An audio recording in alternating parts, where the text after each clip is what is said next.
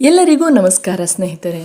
ಗ್ರಂಥಗಳ ಪ್ರಕಾರ ಒಬ್ಬ ವ್ಯಕ್ತಿಯ ಮೇಲೆ ಸಂಪತ್ತು ಸುರಿಯುವಾಗ, ಅಂದರೆ ಅವನು ಶ್ರೀಮಂತನಾಗುವಾಗ ಪ್ರಕೃತಿಯು ಕೆಲವು ವಿಶೇಷ ಚಿಹ್ನೆಗಳನ್ನು ನೀಡುತ್ತದೆ.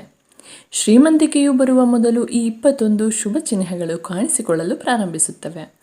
ಈ ಶುಭ ಚಿಹ್ನೆಗಳನ್ನು ಎಂದಿಗೂ ನಿರ್ಲಕ್ಷಿಸಬೇಡಿ. ಈ ಚಿಹ್ನೆಗಳು ನಿಮ್ಮ ಜೀವನದಲ್ಲಿ ದೊಡ್ಡ ಮತ್ತು ಆಹ್ಲಾದಕರ ಬದಲಾವಣೆಗಳು ಸಂಭವಿಸಲಿವೆ ಎಂದು ಸೂಚಿಸುತ್ತವೆ ಮತ್ತು ಲಕ್ಷ್ಮೀ ದೇವಿಯು ನಿಮ್ಮ ಮನೆಗೆ ಆಗಮಿಸಲಿದ್ದಾಳೆ. ಹಿಂದೂ ಧರ್ಮದಲ್ಲಿ ಲಕ್ಷ್ಮೀ ದೇವಿಯನ್ನು ಸಂಪತ್ತಿನ ದೇವತೆ ಎಂದು ಕರೆಯಲಾಗುತ್ತದೆ. ಲಕ್ಷ್ಮೀ ದೇವಿಯು ಯಾರ ಮೇಲೆ ದಯೆ ತೋರುತ್ತಾಳೋ ಅವರ ಮನೆಯಲ್ಲಿ ಎಂದಿಗೂ ಹಣದ ಕೊರತೆ ಇರುವುದಿಲ್ಲ. ಲಕ್ಷ್ಮೀ ದೇವಿಯನ್ನು ಮೆಚ್ಚಿಸಲು ಜನರು ವಿವಿಧ ರೀತಿಯಲ್ಲಿ ಪರಿಹಾರಗಳನ್ನು ಮಾಡುತ್ತಾರೆ. ಲಕ್ಷ್ಮೀ ದೇವಿಯ ಕೃಪೆಯು ಯಾವ ಮನೆಯಲ್ಲಿ ಇರುತ್ತದೆಯೋ ಅಲ್ಲಿ ಕೆಲವು ಶುಭ ಚಿಹ್ನೆಗಳು ಕಾಣಿಸಿಕೊಳ್ಳುತ್ತವೆ ಎಂಬ ನಂಬಿಕೆಗಳಿವೆ. ಆ ಶುಭ ಚಿಹ್ನೆಗಳು ಯಾವುವು ಎಂದು ತಿಳಿಯೋಣ. ಆದರೆ ಅದಕ್ಕೂ ಮೊದಲು ಲಕ್ಷ್ಮೀ ದೇವಿಯ ಆಶೀರ್ವಾದವು ನಿಮ್ಮ ಮೇಲೆ ಸದಾ ಇರಬೇಕೆಂದು ನೀವು ಬಯಸಿದರೆ ಈ ವಿಡಿಯೋವನ್ನು ಲೈಕ್ ಮಾಡಿ ಮತ್ತು ಕಾಮೆಂಟ್ ಬಾಕ್ಸ್ನಲ್ಲಿ ಜೈ ಲಕ್ಷ್ಮೀ ಮಾತಾ ಎಂದು ಕಾಮೆಂಟ್ ಮಾಡಿ. 1. ಕೈಗಳಲ್ಲಿ ತುರಿಕೆ. ಜ್ಯೋತಿಷ್ಯ ಶಾಸ್ತ್ರದ ಪ್ರಕಾರ ಪುರುಷನ ಬಲಗೈಯಲ್ಲಿ ಮತ್ತು ಮಹಿಳೆಯ ಎಡಗೈಯಲ್ಲಿ ತುರಿಕೆ ಉಂಟಾದರೆ ಅದನ್ನು ಶುಭ ಮತ್ತು ಒಳ್ಳೆಯ ಸಂಕೇತವೆಂದು ಪರಿಗಣಿಸಲಾಗುತ್ತದೆ.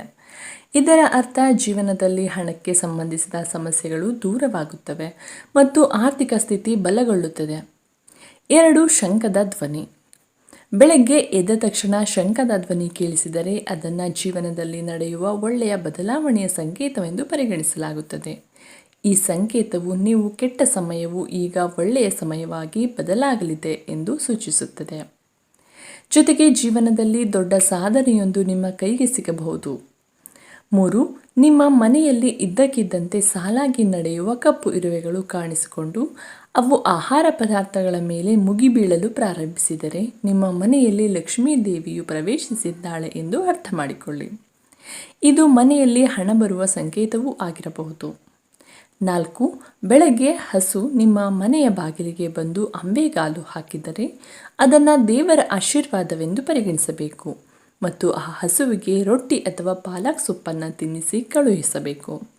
ಇದರ ಅರ್ಥ ಲಕ್ಷ್ಮೀ ದೇವಿಯೇ ಸ್ವತಃ ನಿಮ್ಮ ಮನೆಯ ಬಾಗಿಲಿಗೆ ಬಂದು ಬಡಿದಿದ್ದಾಳೆ ಎಂದು ಅರ್ಥ. 5. ನಿಮ್ಮ ಮನೆಯಲ್ಲಿ ತುಳಸಿ ಗಿಡವು ದಟ್ಟವಾಗಿ ಮತ್ತು ಹಸಿರಾಗಿದ್ದರೆ ನಿಮ್ಮ ಮನೆಯಲ್ಲಿ ಶೀಘ್ರದಲ್ಲೇ ಸಂತೋಷದ ಜೊತೆಗೆ ಸಂಪತ್ತು ಮತ್ತು ಸಮೃದ್ಧಿಯು ಬರಲಿದೆ ಎಂದು ಅರ್ಥ ಮಾಡಿಕೊಳ್ಳಬೇಕು. 6. ಅದೇ ರೀತಿ ತಜ್ಞರ ಪ್ರಕಾರ ಪೊರಕೆ ಮತ್ತು ಲಕ್ಷ್ಮೀ ದೇವಿಗೆ ಆಳವಾದ ಸಂಬಂಧವಿದೆ. ಆದ್ದರಿಂದ ಬೆಳಗ್ಗೆ ನಿಮಗೆ ಯಾರಾದರೂ ಪೊರಕೆಯಿಂದ ಕಸಗುಡಿಸುತ್ತಿರುವುದು ಕಂಡುಬಂದರೆ ನೀವು ಶೀಘ್ರದಲ್ಲೇ ಶ್ರೀಮಂತರಾಗಲಿದ್ದೀರಿ ಎಂದು ಅರ್ಥ ಮಾಡಿಕೊಳ್ಳಿ.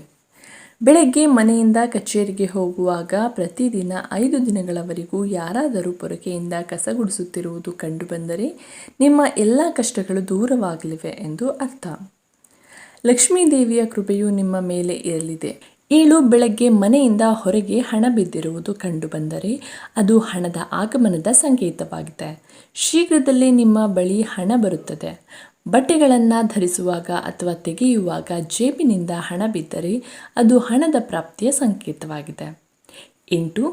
ನಿಮ್ಮ ಮನೆಯ ಮುಖ್ಯದ್ವಾರದ ಹೊರಗೆ ಬಿಳಿ ಎಕ್ಕದ ಗಿಡ ಬೆಳೆದರೆ ಅದು ನೀವು ಶ್ರೀಮಂತರಾಗುತ್ತೀರಾ ಎಂದು ಸೂಚಿಸುತ್ತದೆ. ಇದು ನಿಮಗೆ ಶುಭ ಸಂಕೇತವಾಗಿದೆ. ಇದರ ಅರ್ಥ ನಿಮ್ಮ ಮನೆಗೆ ಶೀಘ್ರದಲ್ಲೇ ಹಣದ ಆಗಮನವಾಗಲಿದೆ. 9. ಬೆಕ್ಕು ಮರಿಗಳಿಗೆ ಜನ್ಮ ನೀಡುವುದು. ಇದು ಸಹ ಶುಭ ಸಂಕೇತವಾಗಿದೆ.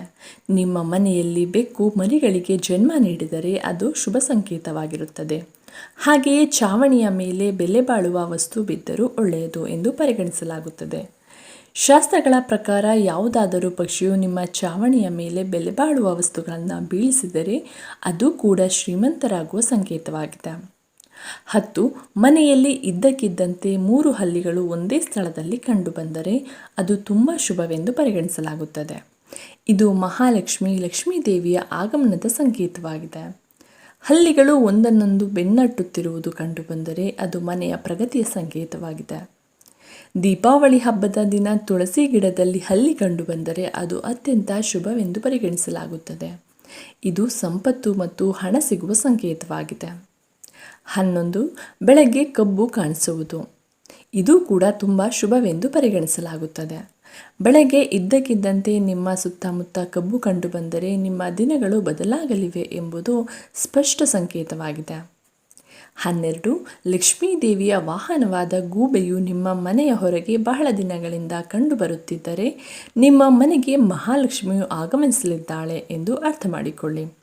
ಅಲ್ಲಿಗೆ ಲಕ್ಷ್ಮೀ ದೇವಿ ಖಂಡಿತವಾಗಿಯೂ ಹೋಗುತ್ತಾಳೆ ಮತ್ತು ನಿಮಗೆ ಶೀಘ್ರದಲ್ಲೇ ಅಪಾರ ಸಂಪತ್ತು ಸಿಗುತ್ತದೆ. 13. ಕನಸಿನಲ್ಲಿ ಹಳದಿ ಅಥವಾ ಕೆಂಪು ಹೂವುಗಳನ್ನು ನೋಡುವುದು ಸಂಪತ್ತು ಸಿಗುವ ಸಂಕೇತವೆಂದು ಪರಿಗಣಿಸಲಾಗುತ್ತದೆ. ಕನಸಿನಲ್ಲಿ ದೇವಸ್ಥಾನವನ್ನು ನೋಡುವುದು ಕೂಡ ಶುಭವೆಂದು ಪರಿಗಣಿಸಲು ಆಗುತ್ತದೆ.